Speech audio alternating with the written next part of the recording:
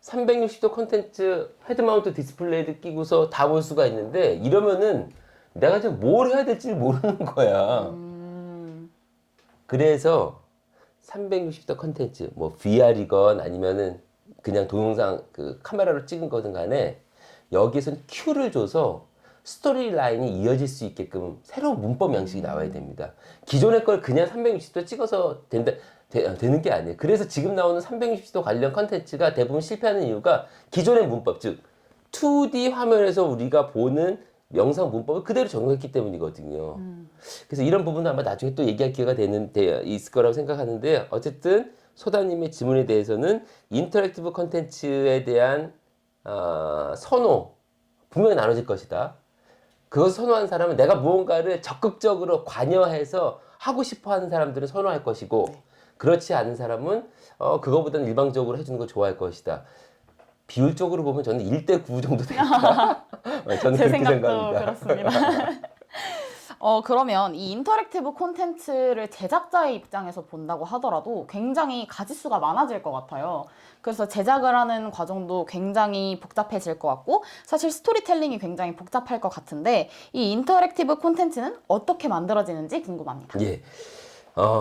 굉장히 중요한 질문이에요, 사실은. 산업계 쪽에서 봤을 때는. 가령 예를 들면은, 정확히 일치하는 건 아니지만, 예를 들면 아까 얘기했던, 그, 블랙 미러 배너스네치 같은 경우는 가령 예를 들면은 그 안에 스토리라인이 복잡하게 되거든요. 선택을 할 수 있게 나오거든요. 가령 예를 들면은 이 박스를 열 것인가 아니면 안 열고 놔둘 것인가. 그럼 두 개의 스토리 라인을 만들어야 된단 말이에요. 네. 요거 한번 찍고 요거 한번 찍고, 그럼 계속해서 그거를 발생해 나갈 거 아닙니까? 물론 어느 스토리 라인 지점에서는 합치는 경우도 있겠지만, 그러면은 단순하게 생각했을 때 한 편 만드는데 돈이, 기존에는 한 편 만드는 돈만 들어갈 텐데 스토리라인 두 개로 가면은 꼭 두 배는 아니지만 이 정도 분량의 퍼센테이지가 더 비용이 들겠죠. 네.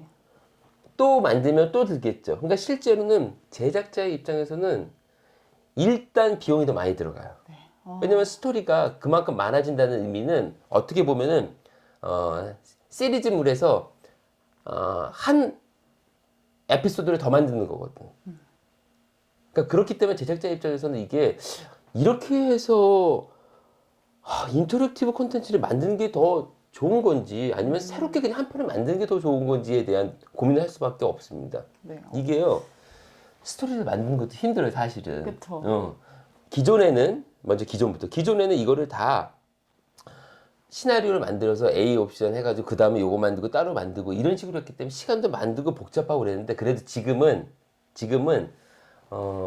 이것도 역시 그 데이터와 인공지능이 들어간 기술인데, 오토매티브 스토리텔링이라는 기술을 만들어가지고 일정 정도에 써 놓으면 이게 자동으로 이거는 여기에 연결되고 그렇게 해주는 소프트웨어가 각 사마다 다 개발이 되어 있습니다, 지금은요.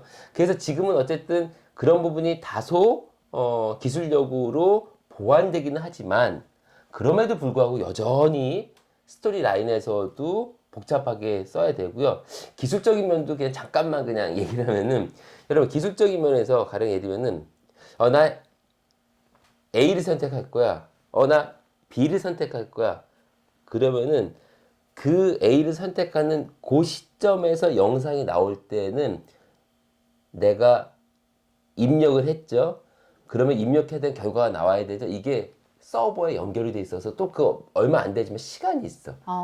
그게 뭐 0. 몇 초밖에 안 된다 하더라도. 그러나 사용자 입장에서 이게 싫은 거야.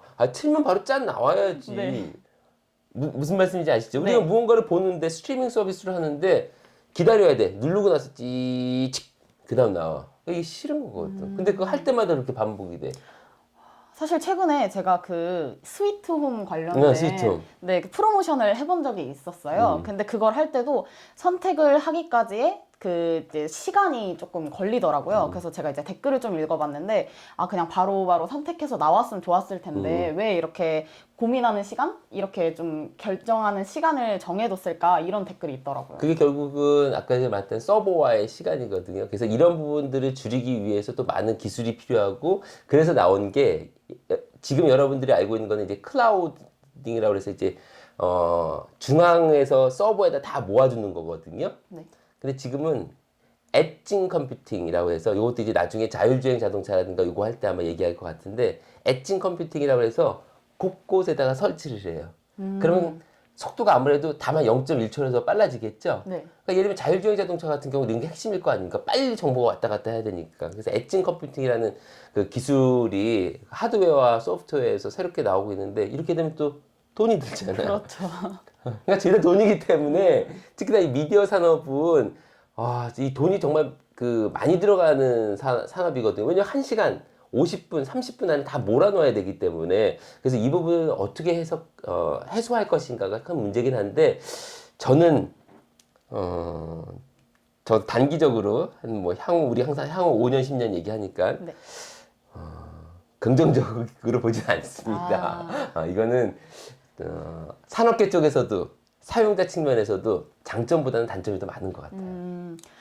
진짜 제작자 입장에서 사실 정말 이걸 인터랙티브 콘텐츠를 만드는데 시간도 많이 들고 돈도 많이 들고 그만큼 노력도 많이 드는 것 그렇죠. 같아요.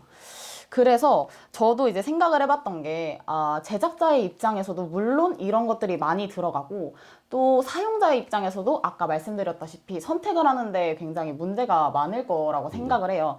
그래서 좀 효율적으로 따져본다면, 과연 이 인터랙티브 콘텐츠가 미래에 사용자들이 많이 선택하는 콘텐츠가 될까라는 의문이 들더라고요. 이 전망에 대해서 롯데말 선생님께서 어떻게 생각하시는지 얘기를 듣고 싶습니다. 저는 되는 분야가 있고 안 되는 분야가 있다. 분야에 따라서 다르다. 무슨 말이냐? 극장의 미래는 어떨까요? 극장 지금 시점에서 별로 저는 긍정적이진 않을 것 같아요. 우리 극장 안 가잖아요. 네. 지금. 그럼 극장은 그냥 망할까? CGV랑 이런데? 망하지는 않을 것 그러면 같아요. 무언가를 계속 해 나갈 거 아닙니까? 네. 그게 가상현실이 됐든 무엇이든 간에 저는 극장의 미래가 이런 식으로 갈 거라고 생각해요. 그러니까 가령 예를 들면은 방탈출 게임 같은 거 있잖아요. 네네네. 방탈출 게임을 꼭 그 동네 건물 3층에 있는 그런 곳에서 만들라는 법이 있습니까? 아니요. 극장의 재발견 해가지고 극장을 좀 잘게 쪼갠다거나 또는 큰 공간에서 그에 준하는 아주 빵빵한 사운드와 그리고 그것이 가상현실 기기, 즉 헤드마운트 디스플레이가 될지 아니면은 MR 기기, 예를 들면 홀로렌즈와 같은 이 홀로렌즈라는 건 뭐냐면은 투명 디스플레이, 안경 고글 같은 게 있어가지고 여기에서 이제 그 포켓몬 같은 게 이제 뜨는 거 그거 아닙니까? 네. 이런 것을 통해서 내가 원하는 스토리라인을 만들어 나갈 수 있게끔 한다면은 저는 그런 것들이 바로 극장의 미래, 극장의 재발견이 될 수 있다고 보거든요. 집에서는 아닐 것 같아. 왜? 네. 집이라는 공간은 이거잖아, 편하게.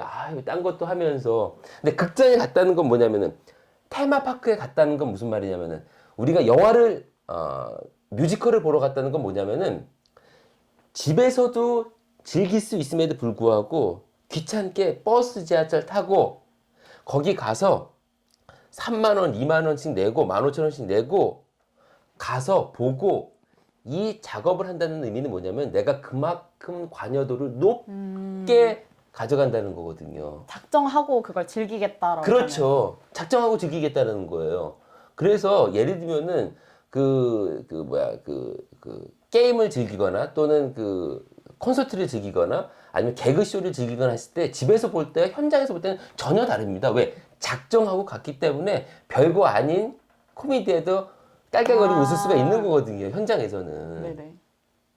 저는 인터랙티브 컨텐츠가 집에서는 힘들 수 있지만 왜냐면 그런 관료도 때문에 네.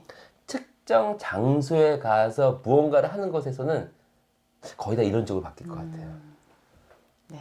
그래서 분리해서 보자. 마치 하이테크와 로우테크가 있듯이 컨텐츠 역시도 인터랙티브 컨텐츠는 비용을 지불하고 조금 더 빵빵한 시스템에서 하이테크 시스템에서 내가 조금 더 행동하면서 할 수 있는 그런 공간을 마련한다면은 저는 더욱더 시장에서 성공할 수 있을 것 같고 반면에 집에서 그렇게 한다? 이건 no. 이거는 전혀 그렇게 될 것 같지 않아요. 네. 오늘 인터랙티브 콘텐츠라는 키워드를 주제로 롯데말 선생님과 유익하고 재미있는 얘기 많이 나누어 보았습니다. 그러면 다음 시간에는 더 흥미로운 주제로 찾아뵙도록 하겠습니다. 감사합니다. 고맙습니다. 고맙습니다.